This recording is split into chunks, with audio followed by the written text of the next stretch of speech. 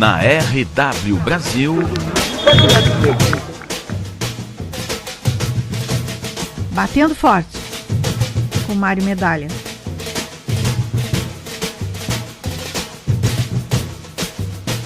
Já estamos em contato com o Medalha. Vamos colocar o Medalha aí na nossa tela, aqui via Google, como a gente sempre faz pela RW Brasil. Já temos o Mário aí. E aí, Mário Medalha, como vão as coisas? Tudo tranquilo, Marcelo. Na expectativa pela virada do tempo prometida, né? Porque o calor já deu o que tinha que dar, né? Dizem que é quinta, mas é depois do meio-dia, né? Não, tudo Chegada bem. da frente fria. Eu vou jantar com vinho, então, já que não vai dar para almoçar com vinho, eu jantarei com vinho. Então. Tu sabes que eu não sei se tu desse uma bispadinha hoje no despertador de manhã cedo, na Guarujá. Eu me deparei eu peguei o final, Marcelo. Ah, pois é. Logo no início do programa eu sempre dou uma passada nos jornais pelo mundo aí, né? E aí me deparei com o El País de Montevidéu, Uruguai, né? E lá estava na capa do El País o verdadeiro temporal, a tempestade que varreu boa parte da cidade do Uruguai. É a tal da frente fria, né? Que começou por lá. Mas diz que caiu uma água que foi as fotos do El País mostravam ônibus com água até na janela, assim, um negócio impressionante. E é esta a frente fria que vem subindo o mapa, né? E aí, logo na sequência da notícia, eu conversei com o pessoal da Epagre-Cirã. Só que, claro, eles me explicaram que essa tempestade não chega com essa potência toda aqui, né? E como a frente fria ela atua em diagonal em relação ao mapa, é bem provável que a gente pegue digamos assim, o rabo desse temporal, né? Pegue ele em cheio, como os uruguaios pegaram. Mas foi um negócio violento, viu? Foi um negócio violento. E a expectativa é o seguinte, ó, dizem que vai chover 5 dias, né? Mas vamos torcer que essa chuva ela tenha regularidade, ou seja, chova em média potência nos 5 dias. E não tudo num dia só e depois fique chuviscando com a cidade debaixo d'água, né? Esse aqui é o problema. Também, senão a Casan vai arrumar outra desculpa para falta d'água. Ah, com certeza. Porque aí a água vai ficar turva. Aí revolve. Muita água fica turva, aí a captação fica prejudicada. Não, aí a Celesc também vai dizer que a água, a energia foi cortada porque o transformador está debaixo d'água. Aí todo mundo vai pegar carona, né, com a tempestade, né? Quer dizer, de um jeito ou do outro nós estamos sempre ralados, porque ou com a chuva em excesso ou com a falta de chuva. Hoje de manhã, por exemplo, eu fiquei sem luz no Rio Tavares. Para metade da manhã, praticamente, foi sem luz aqui no Rio Tavares. Não me pergunta por que eu não sei. Não é? Porque é o que está acontecendo, se não é uma falta de luz por um tempo razoavelmente grande, pelo menos às vezes uma meia hora, há um corte de luz à noite rápido, mas há. Eu até agora, Marcelo, não entendi, me tentar no assunto esportivo, eu não entendi qual é a finalidade daquela estação que foi construída ao lado do Palácio da Agronômica. Tu diz aquela subestação da Celesc?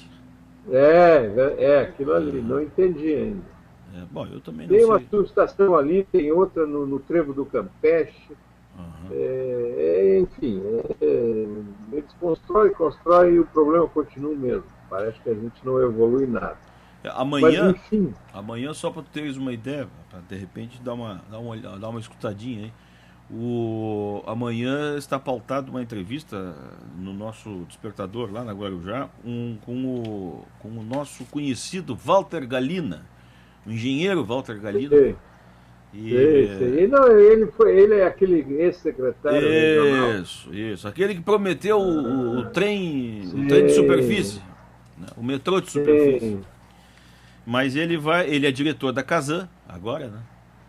E vai amanhã nos dar uma entrevista e vamos questioná-lo, né? O homem vai tentar explicar o que anda acontecendo ou não acontecendo com a Casan, né?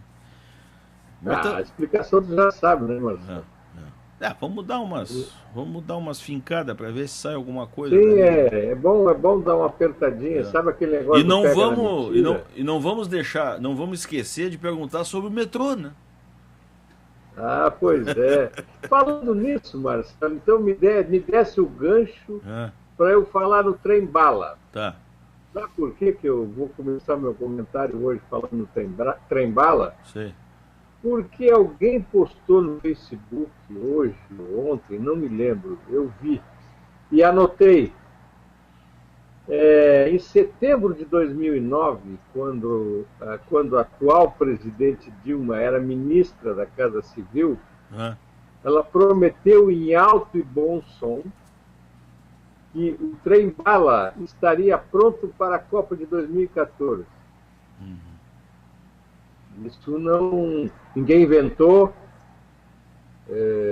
ninguém especulou, ela prometeu um discurso em Brasília.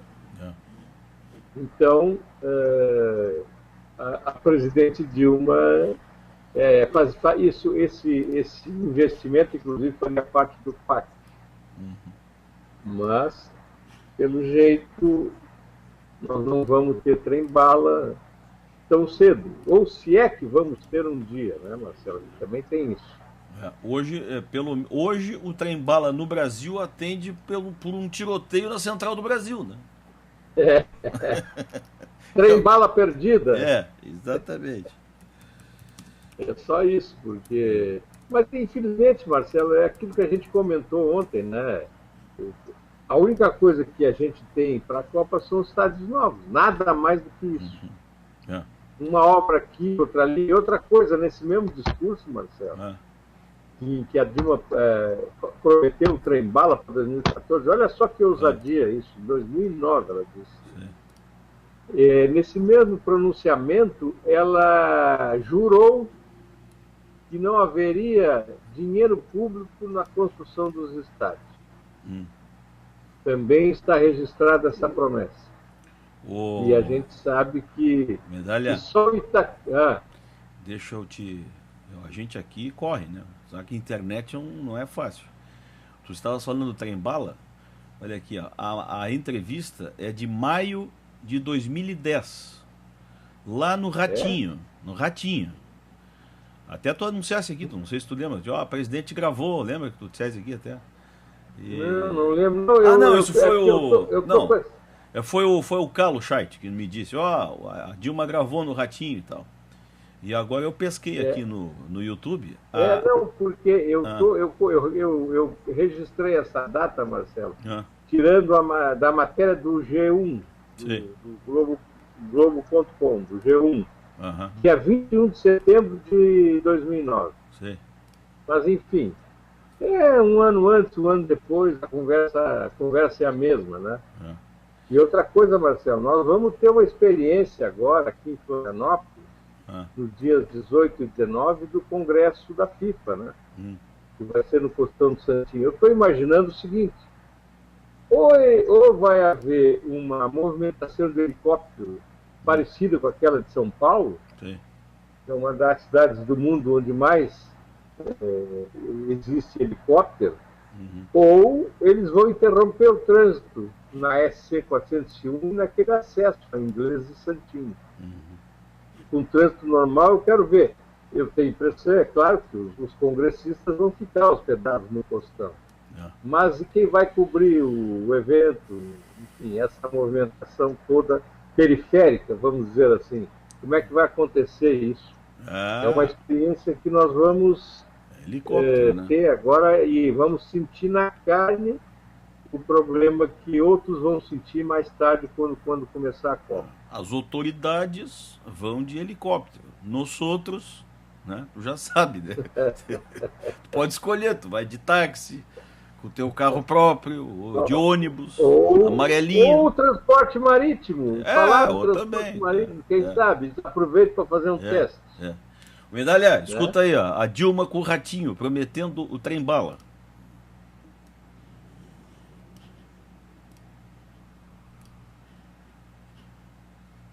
São Paulo e de São Paulo para o Rio de Janeiro. Tem data para isso? Tem. Nós estamos esperando o relatório do Tribunal de Contas. Nós, é maneira de dizer, o governo do presidente Lula está esperando o relatório do trem do TCU, do Tribunal de Contas da União, para abrir a licitação. Tem várias já empresas e grupos interessados, grupos estrangeiros em parceria. Aí. Tá ela falando do trem-bala aí, né? É. Tem uma outra aqui que eu tinha pescado também, ó. Ela fala aqui sobre o trem-bala na rede Aparecida. Na Basílica é assim. Eu tive aqui perto, eu tive em frente, em Cachoeira Paulista, na Canção Nova. Mas eu queria vir aqui.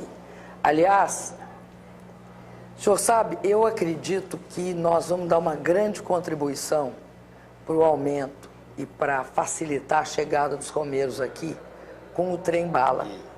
Porque, como o senhor sabe, nós definimos que haverá uma estação para Aparecida e, vendo essa quantidade de romeiros, eu fiquei pensando que vocês vão ter uma basílica congestionada de fiéis.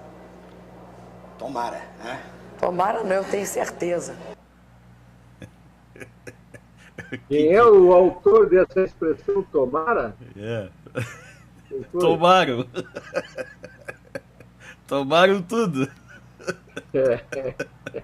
Ai, rapaz, eu vou te contar uma coisa, Marcelo. Eu não sei como é que... Eles não ficam nem vermelhos. Aí.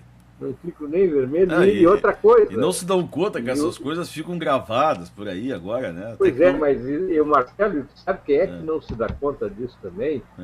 Eles se dão conta, mas ficam na moita. Agora, o que eu fico impressionado é que a própria mídia não se dá conta disso. É claro, você fazer uma pergunta dessas numa coletiva da Dilma, tu imagina o tamanho do impacto. Dona Dilma, a senhora disse em setembro de 2009, ou sei lá, julho de 2010, não interessa. Está gravada, a senhora disse que o trem-bala ia passar pela Basílica, etc, etc, etc. Como é que seria isso, irmã? Você sabe que eu tenho curiosidade danada. Porque, infelizmente, você sabe disso, foi um jornalista que vive no meio político, cansasse de fazer entrevistas. Essas entrevistas, muita gente serve para muita gente só para levantar a bola do entrevistado. Ninguém pergunta nada. E hoje em dia, com essas tecnologias todas aí, era possível que um sujeito levasse um laptop com esta gravação que eu acabei de mostrar aí, numa coletiva, e dizer, Dona Dilma, eu vou lhe mostrar aqui, ó, olha esta gravação aqui, ó. Aí bota para tocar, né? E aí, como é que é o negócio, né? Enfim. O que possivelmente ia acontecer, além de constranger o entrevistado, ou a entrevistada no caso, é ele ser barrado no Palácio do Planalto. Forever. Seria a última entrevista dele, né, com a presidente. Mas, Marcelo, isso seria muito bom. Isso é jornalismo, né? Claro. Simplesmente isso. Não vejo nenhum problema nisso. Quem vê são os grandes veículos e seus repórteres, que infelizmente não fazem o dever de casa. E aí a gente vai agora para uma Copa com o seu Filipão convocando uma seleção para jogar na África do Sul, dia 4, se não me engano. Sem novidade também, convocou o Rafinha e não sei mais quem, um outro lado. Cara, eu não estou mais nem prestando atenção nessas convocações. Por duas razões. Primeiro, porque a gente já sabe o que vem, né? E segundo, porque aguentar o Filipão dando explicação. Olha. Ranzinza, né? Com aquela paciência toda dele. Ele é mais ranzinza que eu, cara. Aí não dá. Não, mas o ranzinza dele, cara, é um ranzinza do mal. É aquele cara que não quer falar e quer sempre bancar o mais esperto que os outros, né? Hoje ele chegou a dizer, Marcelo, não sei se tu visse algum pedaço da coletiva dele, hoje ele chegou a dizer o seguinte, perguntaram para ele, Pois é, Luiz Felipe. E o goleiro Júlio César, que não está jogando, estava lá no Queen's Park Rangers, na Inglaterra, um time que está rebaixado, agora vai jogar na Liga Americana, no Toronto.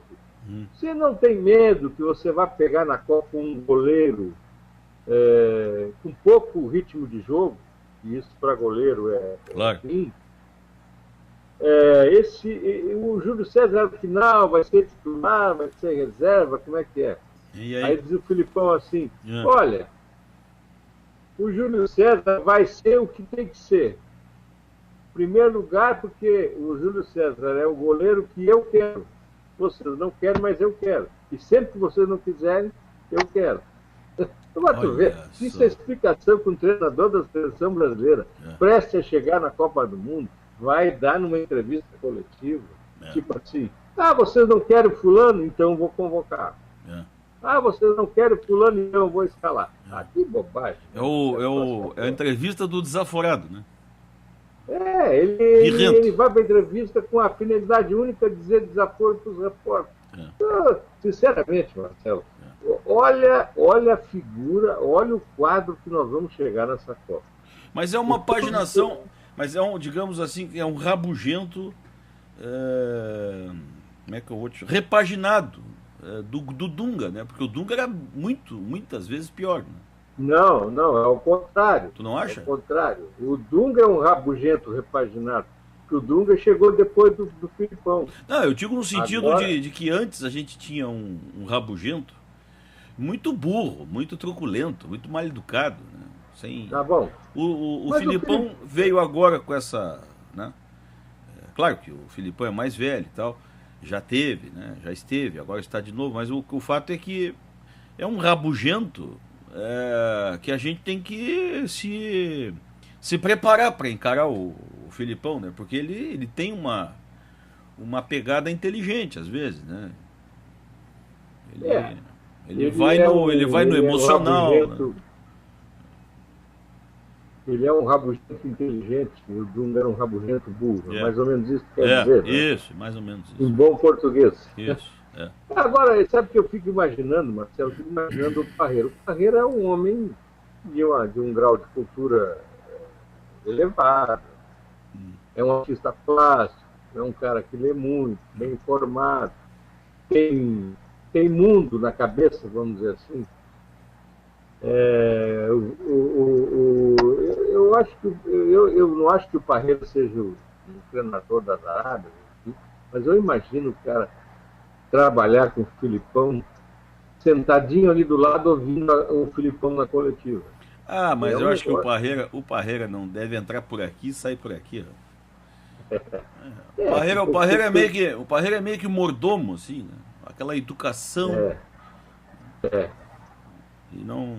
É verdade. Não mas enfim, Marcelo, mas assim, a gente vive esse dia a dia hoje de susto, né? Deixa eu te perguntar uma coisa que a hora estou para te perguntar. Agora tu tocaste no nome do Júlio César aí. Eu tinha ouvido falar lá em Porto Alegre que o Júlio César ia pro Grêmio. Isso chegou a ser cogitado? Foi um balão de ensaio. Não tinha o menor sentido isso, né, Marcelo? Se eu fosse aquele goleiro do Grêmio, o Marcelo Grosso, que é um bom goleiro, por sinal, eu ia embora. Pegava o meu boné e ia embora. Primeiro trouxeram o Dida, 40 anos. Agora empurraram para o Internacional.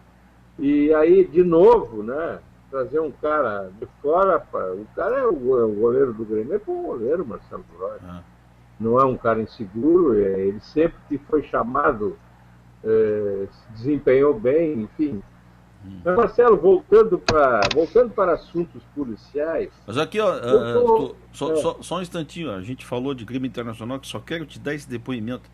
Aquela tua tirada de ontem, das sandálias havaianas, correu o mundo, aquilo no nosso website.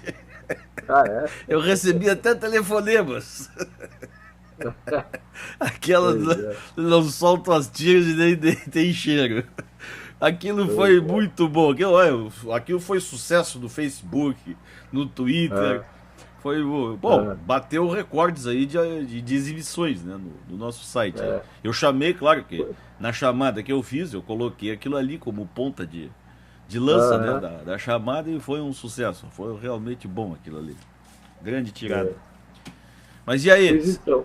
Não, é o seguinte, sabe que o Diarinho, aquele nosso simpático diário lá de Itajaí, está sob censura, né, da polícia. Tem um delegado chamado Celso de Andrade, até está no Facebook, essa imagem está correndo o país também.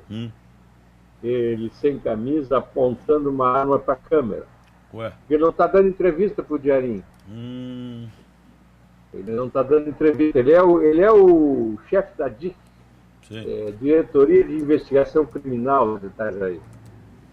E ele não quer saber do Diarinho, não dá entrevista para o Diarinho e corre com os repórteres lá da sua delegacia. Me impressiona, sabe o que é, Marcelo? É que o secretário de Segurança, quer dizer, me impressiona não, a gente já está acostumado com isso. É que o secretário de Segurança de Santa Catarina não tomou nenhuma providência ainda. Cara, isso não é de hoje já, essa situação já dura uns 15 dias. Sim. Quer dizer que o cara anda apontando arma pro jornal, é isso, né? Aí é por uma câmera, né, que tem a foto dele com uma arma apontada. Sim. Pra câmera. Tá no Facebook, está correndo o país essa imagem. Repercutiu já no país. Não estou achando aqui não, estou procurando, mas não acho não. O nome do cara é Celso de Andrade, delegado Celso de Andrade.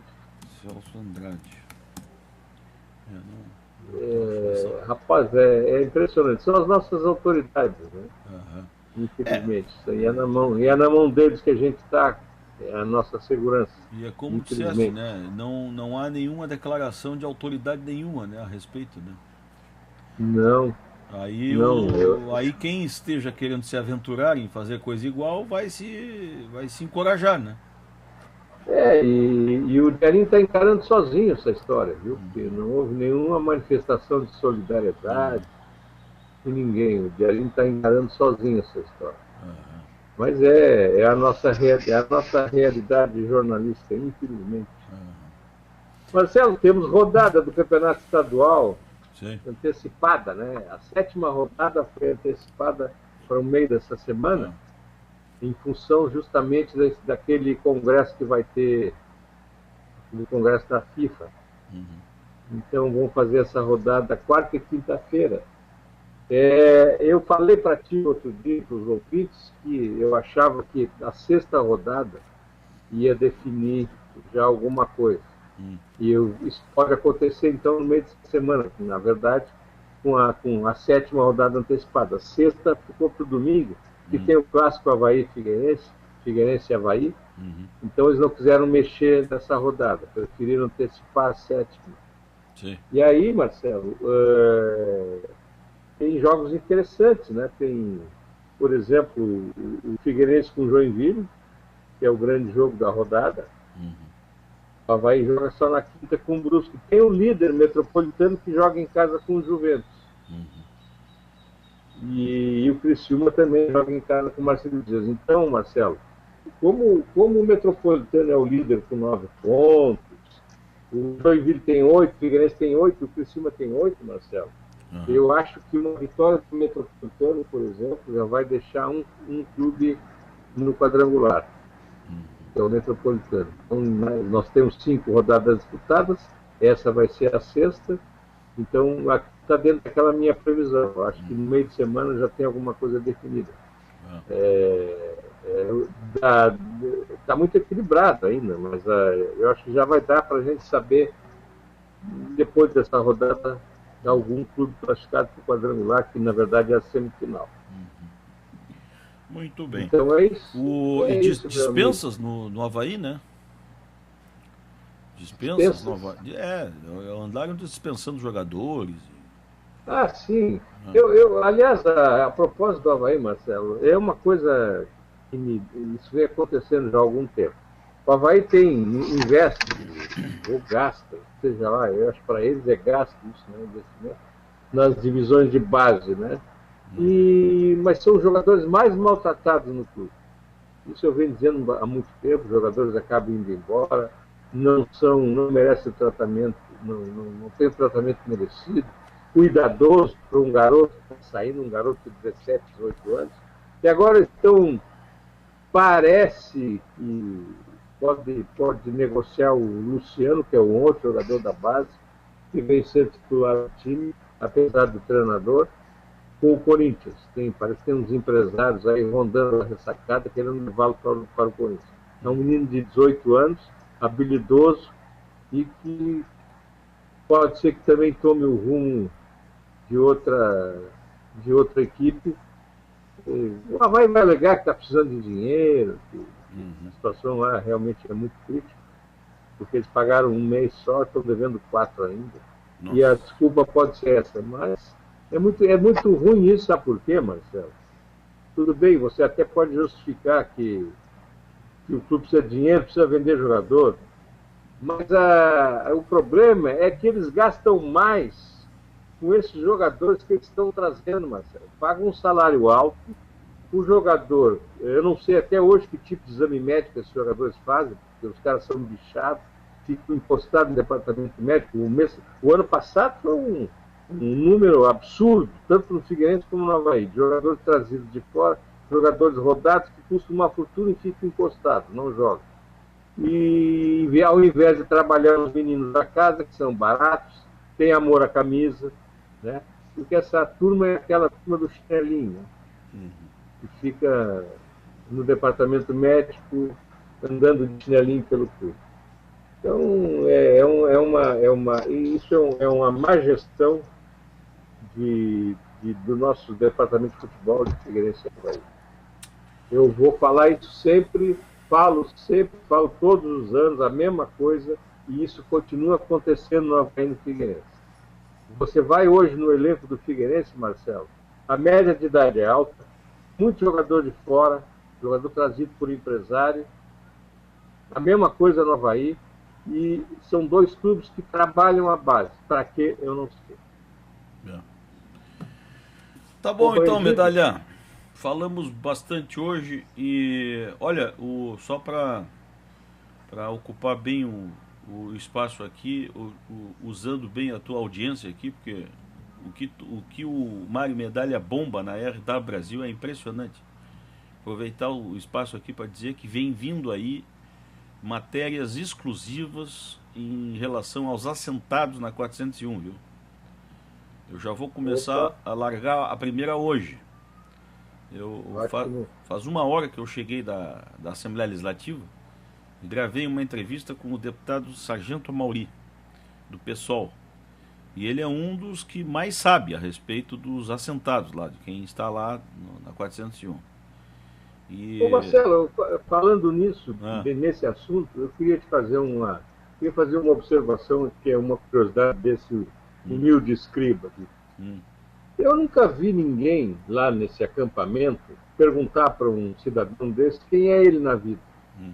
Da onde que ele veio, o que ele faz, ele ganha vida como, quem o sustenta, se é ele, com quê. A gente não sabe, a gente fala em assentado, Marcelo, mas parece uma entidade. Ninguém sabe quem são esses caras. Pois são essas e outras perguntas, uma medalha, que eu começo a responder daqui a pouquinho aí. Beleza, vou acompanhar. Eu vou terminar esse papo contigo aqui, vou fazer as publicações no YouTube e em seguida isso já vai estar na página da RW Brasil, e a entrevista com o deputado Amauri eu já vou colocar hoje, publicada. Amanhã de manhã eu faço a reprodução na Guarujá. E eu não quero adiantar muito aqui, porque eu ainda não sei como é que vai ser isso, mas vamos ter informações exclusivas aí, respondendo diretamente essa tua pergunta aí. Nós vamos ter acesso a este assentamento aí.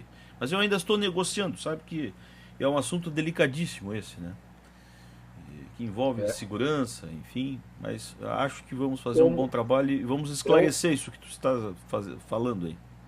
Eu vou te lembrar, falando de assunto delicado, Marcelo, para encerrar, um assunto tão delicado como aquela questão lá das 150 casas do Canto da Lagoa. Né? Sim. Aquilo vai dar uma bela encrenca, porque já transitou em julgado, parece que não cabe mais recurso e a Celesc vai ter que desligar a luz dessas casas. Uhum. É. Curioso para ver onde é que nós vamos parar com essa história. Tá. Então tá. Até amanhã, Mário. Grande abraço, até amanhã. O Mário Medalha no nosso Batendo Forte de sempre aqui. Até mais. Valeu. Tchau.